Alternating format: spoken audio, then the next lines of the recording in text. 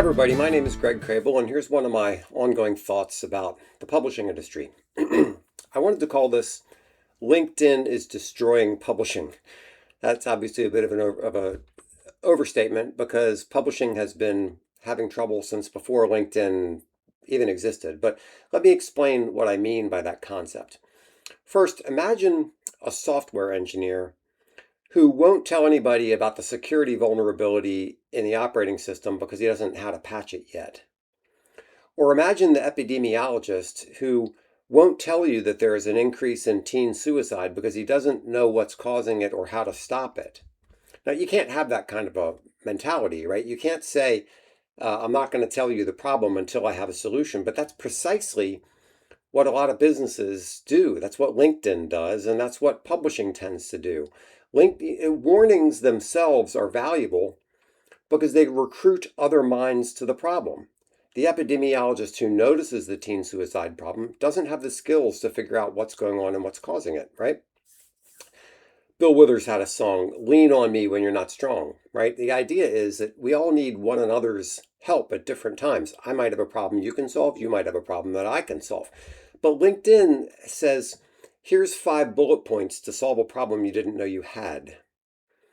You might call this attitude solutionism. Don't bring me a problem until you have a solution. You can see that mindset in the articles that get promoted by the algorithm, and you can also see it in the comments section. Someone will say something like, okay, but what am I going to do about it? If there's no answer to that question, then why are you bothering me with this negativity? But that attitude has dominated publishing, especially what we see on LinkedIn and often at industry conferences. Every talk and every article has to have takeaways and action items, which are great. I love takeaways and action items. And the problem is when you think if you don't have that, it's not valuable, it's not worth your time. That is a very self-destructive mindset. Think about how it's affected publishing. People have been sounding the alarm about fraud in online ads, the danger of making content free, Google's monopoly power, the misalignment between the incentives of publishers and the incentives of platforms, and now, of course, AI. People have been warning about this, but nobody really pays attention because we have this addiction to optimism and solutionism. Highlighting a problem other people aren't seeing is itself a valuable contribution. I'm reminded of comments I would hear from industry conferences. Like I used to help organize the Specialized Information Publishing Association conferences, and people would come up to me and say, the talks are good, but what's really good is the conversation in the hallway. What's really good are the Q&A sessions when people are interacting back and forth, because that's where somebody raises a problem and somebody gives a solution. My friends at Renewed do the same sort of thing with their executive retreats. People come with problems and they work together to find solutions. Or they might say, well, I'm not sure, but you should talk to Joe at Acme Publishing. He's been through this. We shouldn't expect the first person to identify a problem to have all the answers. Identifying the problem recruits other minds, other people, other perspectives to the problem to get the solution. Now, publishing isn't the same as journalism, but think about what a journalist does.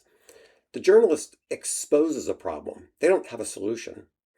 They expose it so that they want to make the dark clouds impossible to ignore, right? And publishers aren't the only ones who don't like problems with solutions. It's a common mistake that people make. And I suppose that's why the LinkedIn algorithm prefers the happy talk with solutions over the grumpy talk about problems. We have to push against that. Now, here, I'm going to fall for the trap myself and offer some solutions. Reward people who discover problems, not only the people who solve them. Ask, what are we missing? Find out if people think something doesn't feel right here. Explore that, don't just ignore it. And if you run conferences or events, don't insist that every presentation has 5 takeaways to solve the problem. Sometimes just raising the problem is a good service. It's okay to say there's something wrong here and I don't know what it is or how to fix it. That's not negativity. That's inviting people to solve a problem. And as the song says, we all need somebody to lean on. So that's my thought for today. Thanks so much. If you appreciate it, go to crablegroup.com and look at some of my other articles. Thanks.